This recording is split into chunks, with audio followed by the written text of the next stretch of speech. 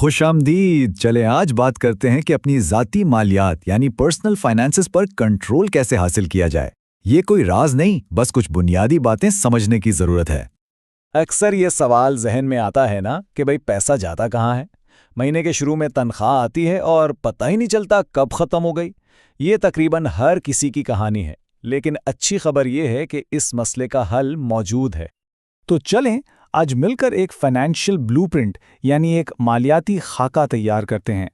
अब इसको कोई पाबंदी या कोई मुश्किल काम मत समझें, बल्कि ये समझें कि ये अपनी माली आज़ादी की तरफ पहला और सबसे अहम कदम है। देखें, माली मामलात में वजाहत के लिए दो चीज़ों को समझना बहुत ज़रूरी है। एक तरफ तो ये कि हमारे पास क्या है, यानी हमारा बजट, और दूसरी तरफ ये कि हम पर क्या वाजिबुल अदा है, मतलब हमारा क्रेडिट। इन दोनों पहलुओं पर गिरफ्त होना लाजमी है। ठीक है, तो अब अपने ब्लूप्रिंट के पहले हिस्से पर बात करते हैं। बजट का नाम सुनकर अक्सर लोग घबरा जाते हैं, लेकिन ये कोई कैद नहीं है। इसे अपने पैसों का एक नक्शा समझे, एक ऐसा नक्शा जो अपनी मंजिल तक पहुंचने में मददगार साबित होता है। और इस नक्शे की बुनियाद क्या है? वो है कैश फ्लो स्टेटमेंट। ये सुनने में शायद थोड़ा टेक्निकल लगे, लेकिन ये बहुत सादा सी चीज़ है। ये सिर्फ 3 बुनियादी सवालों का जवाब देती है।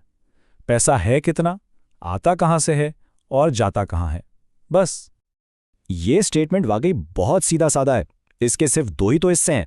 एक है नेट इनकम, यानी टैक्स वगैरह कटने के बाद जो पैसा हाथ में आता है, और दूसरा है एक्सपेंसेस, यानी वो पैसा जो खर्च हो जाता है, आमदनी और खर्च, बस। और यही है पर्सनल फाइनेंस का सबसे बुनियादी फॉर्मूला।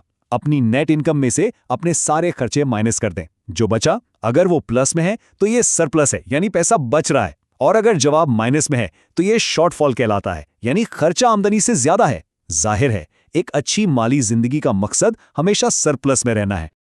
तो सवाल फिर वही है कि पैसा आखिर जाता कहाँ है। आमतौर पर अखराजात को तकरीबन 12 बड़ी कैटेगरीज में तकसीम किया जा सकता है। जब अखराजात को इस तरह ग्रुप्स में बांटकर देखा जाए ना, तो साफ नजर आने लगता है कि पैसा असल में जा किधर रहा है। अब यहाँ एक बहुत अहम बात समझने की है, वो ये कि सारे खर्चे एक जैसे नहीं होते। कुछ खर्चे होते हैं लाजमी, जिनके बगैर गुजारा मुश्किल है, जैसे घर का किराया, खाने पीने का सामान। और कुछ खर्चे होते हैं इख्तियारी, जैसे बाहर खाना, घूमना फिरना, शॉपिंग वगैरह। इन्हीं इख्तियारी खर्चों में रद्द-व-बदल की गुंजाइश होती है, और बजट पर कंट्रोल की असल चाबी भी यही है। और ये बात कितनी ज़बरदस्त है कि बजट में रहने का मतलब हरगिज़ ये नहीं कि कंजूसी की जाए। असल में ये तो एक महफूज माली मुस्तकबिल की बुनियाद रखने जैसा है। ये एक बहुत ही मुस्बत और पावरफुल कदम है। तो सवाल यह है कि बजट बनाया कैसे जाए। बहुत आसान है, बस ये 3 स्टेप्स हैं। सबसे पहले अपना हदफ तय करें कि भाई कितनी बचत करनी है। फिर अपने इख्तियारी अखराजात को देखें और उनमें कमी करें। और आखिर में हर महीने अपने प्लान को देखें कि वो कैसा चल रहा है, और जहां ज़रूरत हो वहां तब्दीलियां करें। चलें, बजट वाला हिस्सा तो हो गया।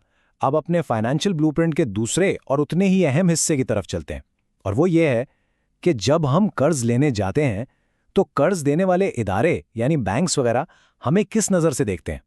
जब भी कोई कर्ज के लिए अप्लाई करता है तो कर्ज देने वाले ये अंदाजा लगाने के लिए कि उसमें कितना रिस्क है, एक सादा सी चेकलिस्ट इस्तेमाल करते हैं। ये कोई खुफिया फॉर्मूला नहीं है, बल्कि एक स्टैंडर्ड तरीका है जो तकरीबन हर जगह इस्तेमाल होता है।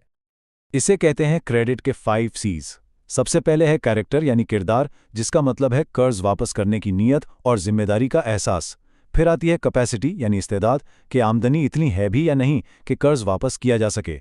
तीसरा है क्रेडिट यानी माजी में कर्जों के लेन देन का रिकॉर्ड कैसा रहा है। चौथा है कोलेट्रल यानी कर्ज के बदले कोई चीज़ जमानत के तौर पर रखवाने की अहलियत। और पांचवां और आखिरी है कैपिटल यानी मजमूई माली हैसियत क्या है।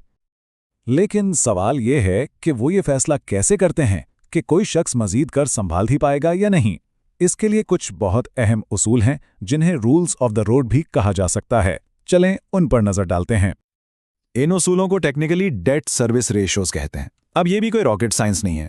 ये एक सादा सा हिसाब है जिसमें यह देखा जाता है कि किसी की कर्ज की कुल अदायगियों का उसकी मजमूई आमदनी से क्या तनासुब है।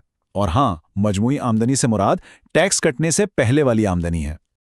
तो पहला और बहुत अहम उसूल, घर के खर्चात यानी किराया या मॉर्गेज की किस्त, प्रॉपर्टी टैक्स और हीटिंग वगैरह मिलाकर मजमूई माहाना आमदनी के 32% से ज्यादा नहीं होने चाहिए। ये एक बहुत अहम बेंचमार्क है। और दूसरा असूल इससे भी ज्यादा अहम है। वो ये कि घर के खर्चों समेत तमाम कर्जों की कुल माहाना अदायगियां मजमूई आमदनी के 40% से हरगिज ज्यादा नहीं होनी चाहिए। ये समझें कि ये एक तरह की रेड लाइन है। तो बजट को समझ लिया, कर्ज देने वालों का नजरिया भी देख लिया। अब वक्त है कि इन तमाम चीजों को एक साथ जोड़कर देखें कि हमारा मुकम्मल फाइनेंशियल ब्लूप्रिंट कैसा नजर आता है। तो खुलासा यह है कि एक मजबूत मालियाती खाके के 3 बुनियादी स्तून हैं। पहला, अपने कैश फ्लो को समझना, यानी आमदनी माइनस इखराजात।